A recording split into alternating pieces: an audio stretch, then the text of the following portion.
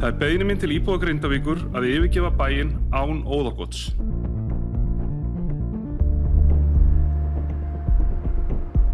Þetta ekki eins og verið tekið bara einhver ákvörðun að flytja í annað bæjarfélag.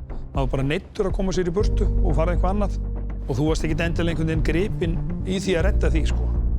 Það leikur alltaf reiðarskjálfi í Grindavík nærri upptökum skjálftanna. Íþróttir skipta okkur bara ótrúlega miklu máli. Þetta er það sem við sækjum okkar identity svolítið í og við erum mjög stolt af því að vera íþróttabær.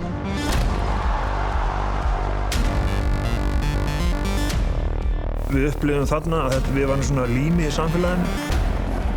Það búið að vera bara, strempið. Okkur langar bara að vera heima hjá okkur. En já, ég er mjög stoltur af mínu liði og bænum bara öllum. Ef ykkur líður illa, ef þetta er erfitt, leitið ykkur aðstoðar, hjálpar. Losið þetta sem er að brjótast inn í ykkur.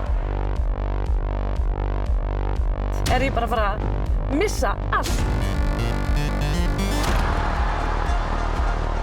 Kæru landsmenn, nú hefur það gerst sem við vonuðum öll að ekki myndi gerast.